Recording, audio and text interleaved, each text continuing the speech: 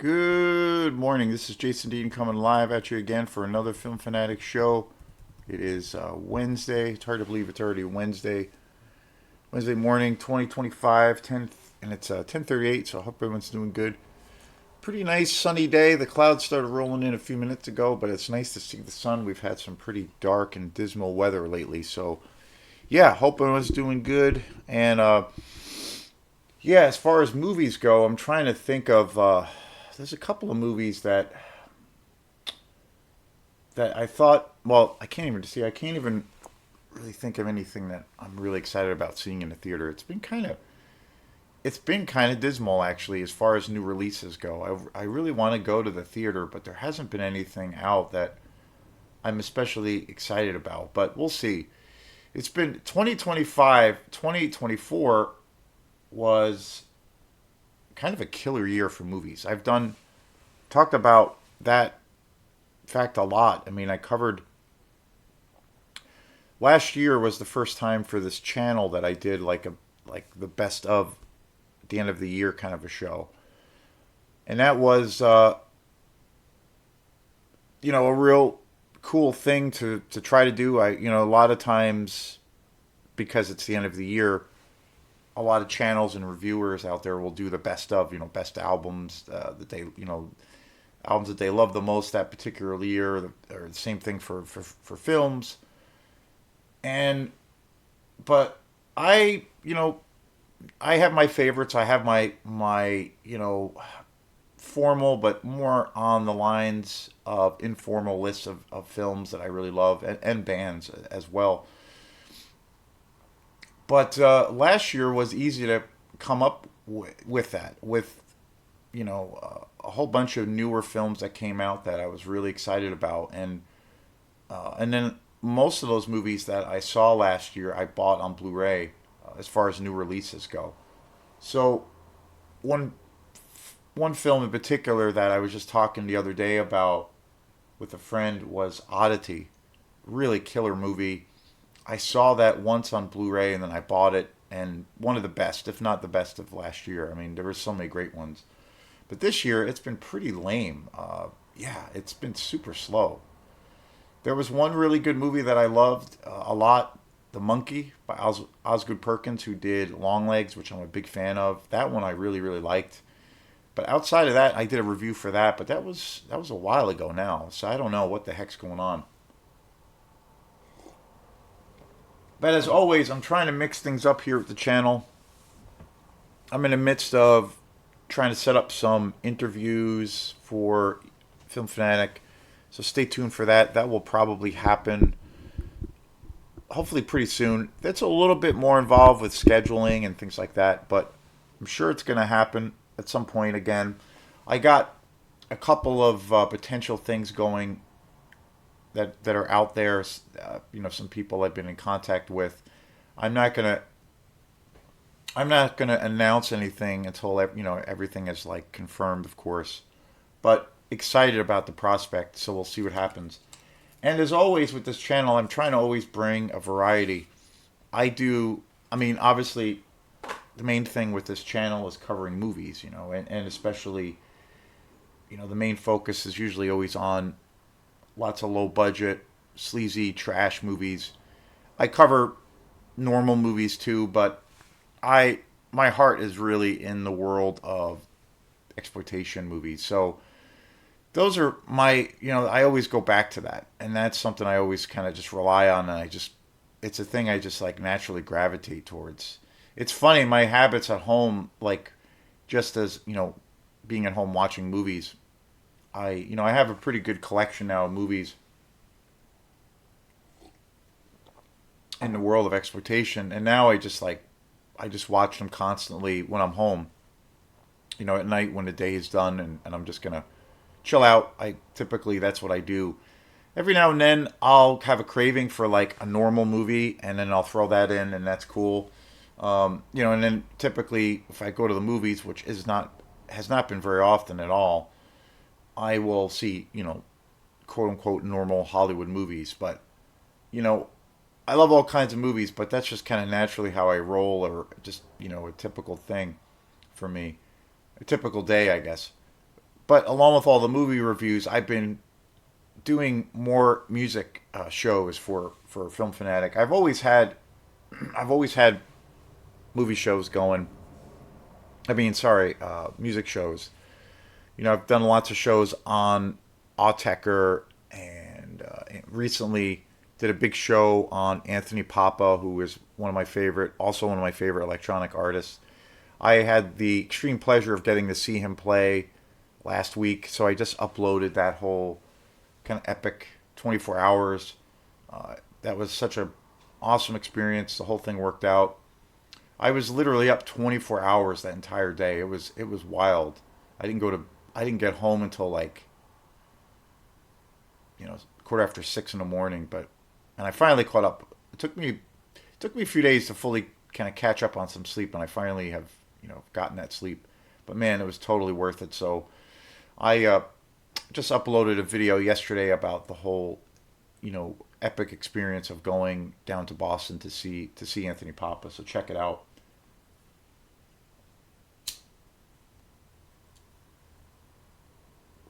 Another music show or series of music shows I've been doing.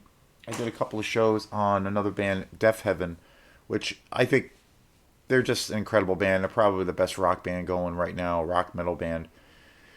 I still have not gotten their new album, which I'm really kind of bummed about. I was going to go up to Bangor, but then some things changed. I wasn't able to go to Bull Moose to buy it, but I'm going to try to do it this weekend. We'll see what happens. I got vacation time coming up from school.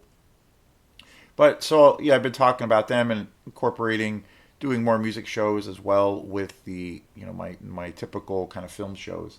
But today's show is going to be a musical show. I'm going to be talking about a band that I've been wanting to do a show about them for a very long time. And I just, I get inundated with different ideas, and things that I kind of want to do. And then I always have these little other ideas for shows kind of on the back burner. Lately, obviously, I've been a little bit more focused on trying to get some interview shows set up. But today is going to be on a band that I think is one of the most, well, how do I begin talking about these guys? But today's going to be on a show on the band called Imperial Triumphant. I only have one of their albums. I bought this studio album probably about 2 years ago. They just came out with a new album called Gold Star. I've heard one or two tracks from it, and I really loved it. And it's, again, they are one of those bands that continue to they do something different all the time. That's one, I think, common thing with a lot of the bands that I really love and musicians that I really love. They're always kind of pushing forward. They're always doing something kind of progressive. They don't ever put out the same record. Case in point, Deaf Heaven. They always are pushing boundaries. They're always doing something new, and they're kind of reinventing themselves. Same goes for Autechre, and I also think the same goes for what Anthony Papa does. It's like in the artistic sense of the word, the music and the art and everything that kind of is behind it is truly progressive in the real sense of the word, and they're always kind of pushing boundaries. And Imperial Triumphant is a primetime example of that. I only have one of their studio albums, and that is called Spirit of Ecstasy, and I believe this came out a couple of years ago. This is a jaw-dropping album. It really is. I'm currently listening to this album again. It's been a little while since I listened to this album, but I've been listening to it a lot lately. And my God, there's so many layers, there's so many different emotions tied to this album. It's a kind of a terrifying apocalyptic album at the same time. And there's so many layers. Like I think of what they're doing as a band, and they're definitely like an extreme metal band. Definitely very, very, I think of them as kind of a black metal band, at their core, but very progressive with that title. they incorporate all kinds of elements, and a big time, some of the other elements. I think one of the things that they do that's very unique, because they are kind of this newer extreme metal band. One of the things that they do that's so unique, that I think really makes them so exciting, is that they incorporate a lot of non-metal influences in their music. They are very much influenced by, I think, film aesthetics, which again is something that I'm instantly drawn to. They have a very theatrical presentation. They're known for wearing, these incredible masks. If anybody has seen, which everybody out there who's, has the time or cares to watch this, a movie that is a must watch, Eyes Wide Shut, they basically wear a lot of those masks that are kind of taken from that movie. It's the best way to describe it.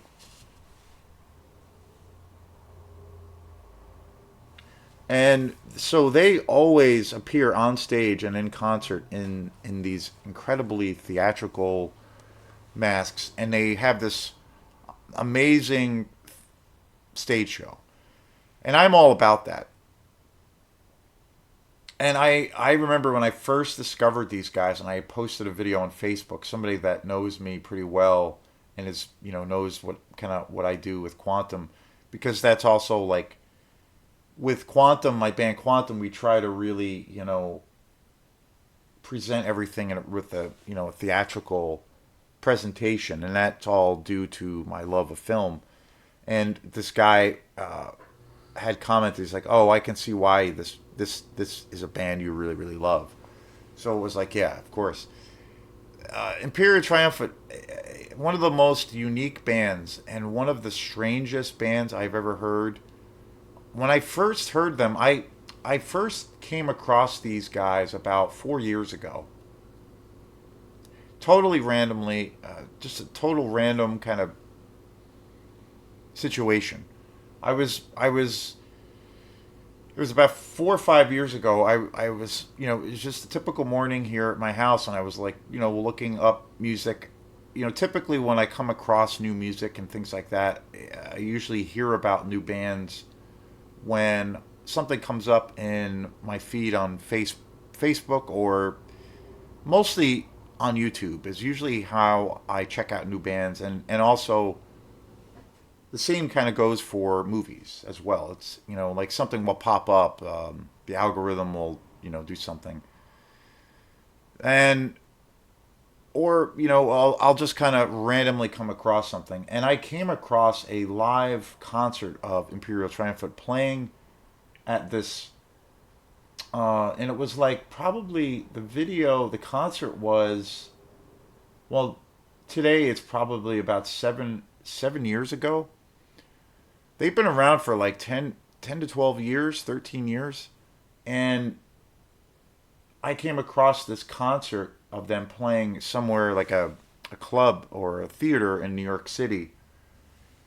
And I could not believe what I was seeing and hearing. It was like, what is this? It kind of frightened me, in all honesty, because music was so intense, and it was so ominous and so cinematic. It felt like I was watching a movie.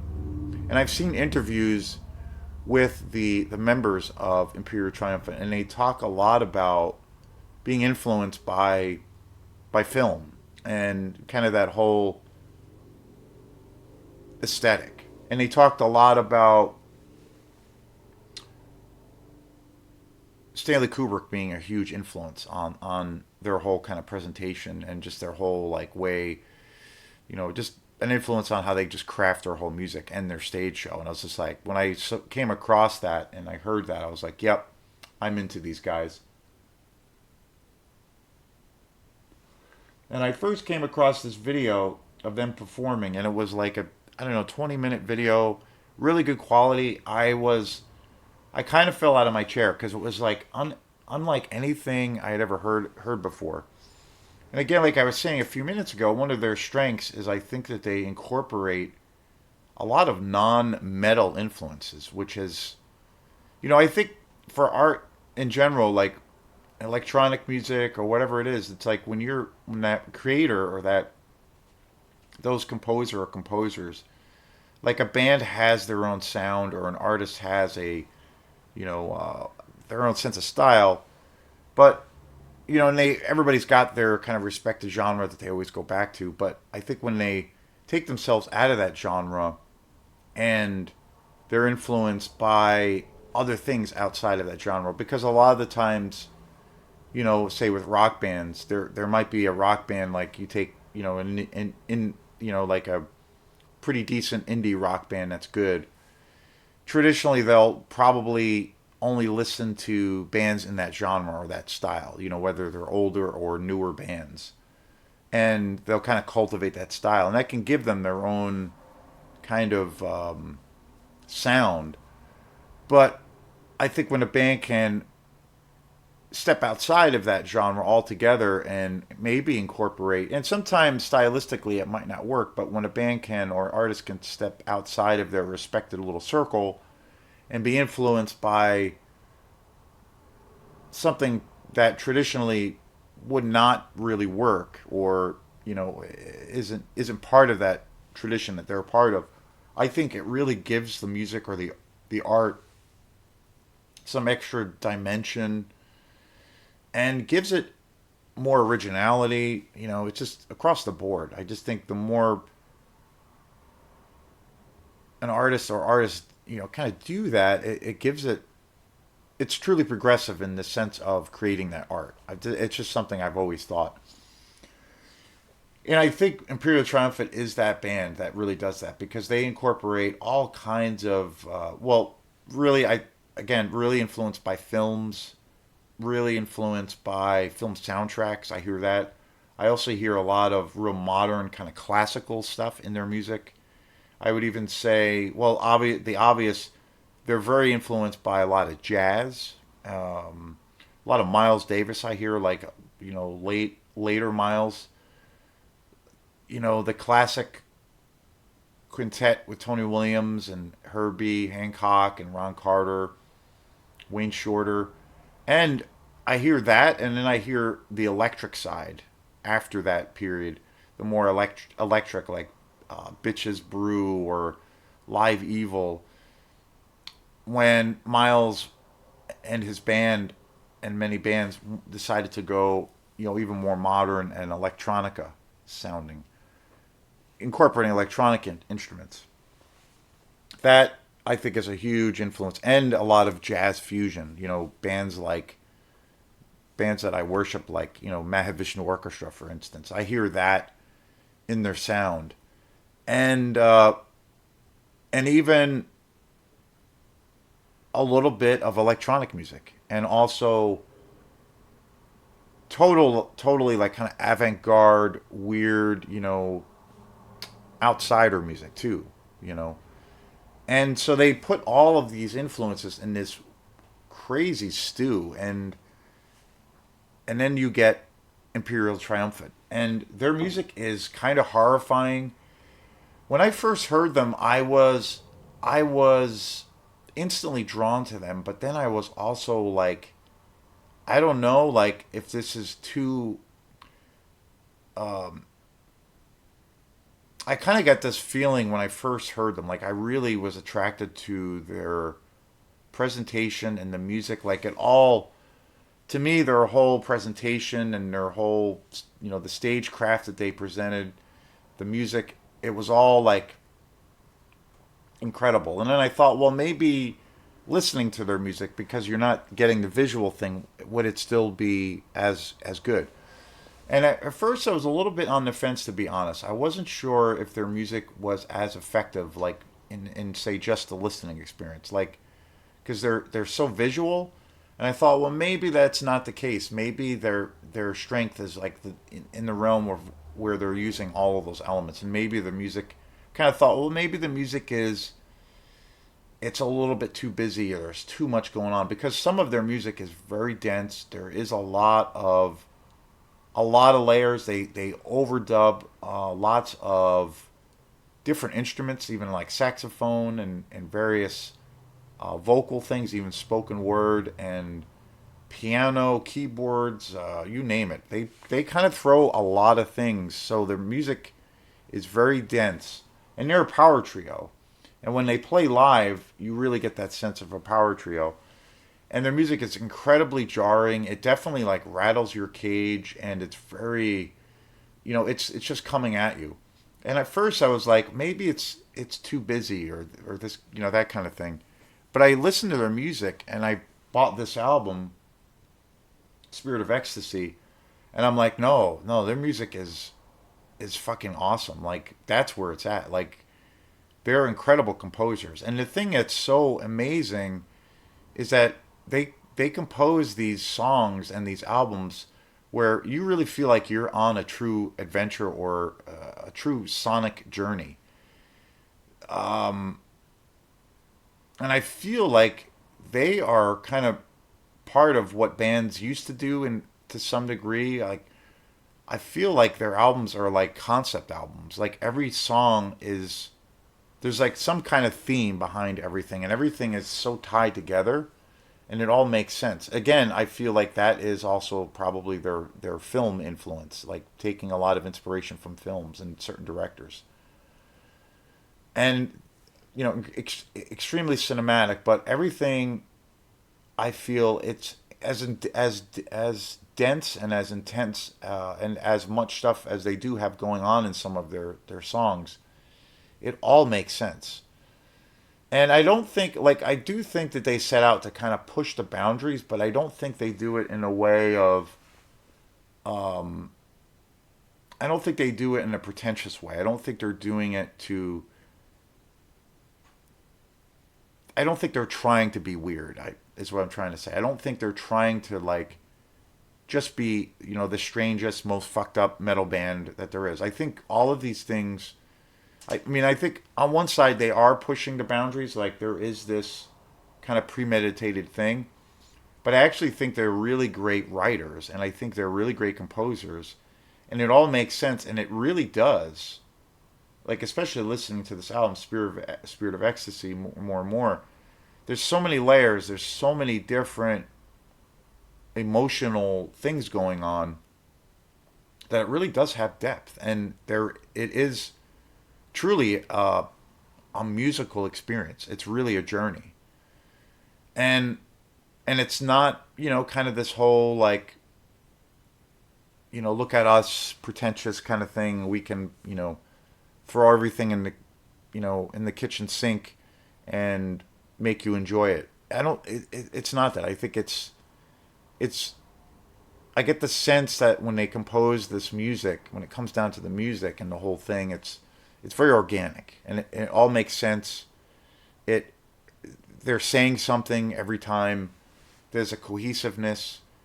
It's a but at first it's and I think that's part. Again, that is something that they're trying to do, but it doesn't overshadow the music. But initially, it's like it's a fucking intense roller coaster ride. It really is. But again, it's a pure musical journey. So they're able to really strike that balance. And I'm a huge fan. My favorite kind of configuration for a band is a power trio. I love the power trio because when you have drums, bass, and guitar, I think, and vocals, I think it gives everybody in that band and on their instruments a chance to shine. But then that band really has to be tight, really has to sell the music, sell those songs, and they really have to listen to each other. And there's a lot of space, so you can hear, the good power trio, there's a lot of space, so you can hear all of the nuances and each instrument shine in their respected, roles. And that's one of the reasons I've always loved power trios the most. And Imperial Triumphant, does that in spades, as far as I'm concerned. Imperial Triumphant's been around since 2005, and they're also on Central Media. That's their record label, and it's so wild because they are such a bizarre and just fucking outlandish band.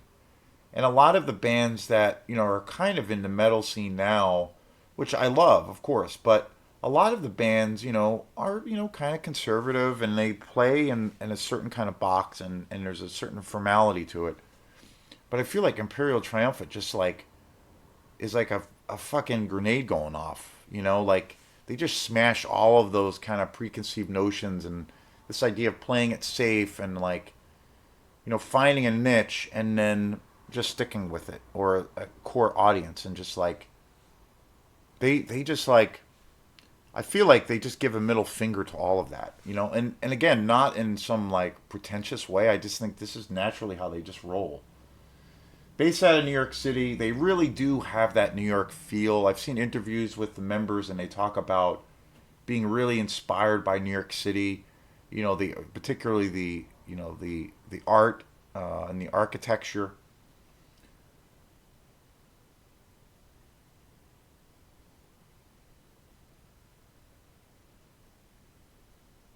Steve Blanco and Kenny Aaron Zachary are all the members.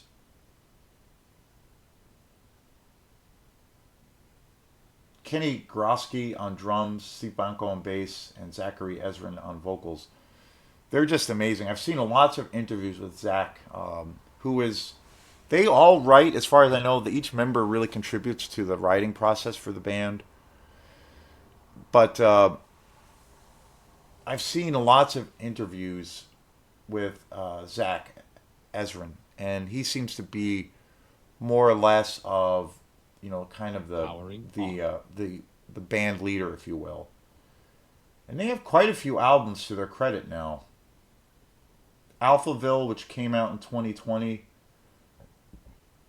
Via Luxury in 2018, Spirit of Ecstasy, which is the one I have, 2022, just an incredible album. Abysmal Gods in 2015, Abominatium, which came out in 2012. And they just put out a brand new album, Gold Star, which, again, I've heard some tracks from it, and it's really, really awesome.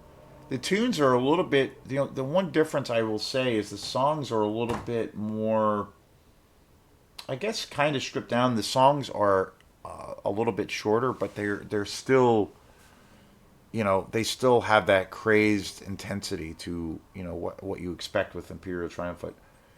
But the thing that, again, which I love is that each album, every song that I've heard, I've listened to a lot of their other albums and I've seen lots of live stuff with them, and that's one of the things that I am amazed by is how each thing, like they definitely have their own style, but each album and each song is so radically different from each other.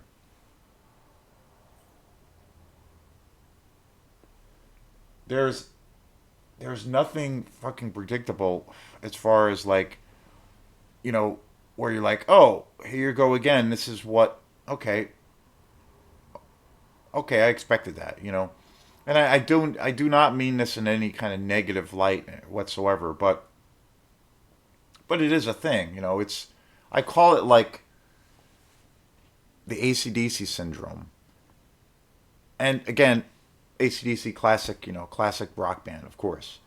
But ACDC's been around for, I don't know, 2,000 years or whatever, and what they've done throughout their career is they've essentially, put out the same album for the last 2,000 years.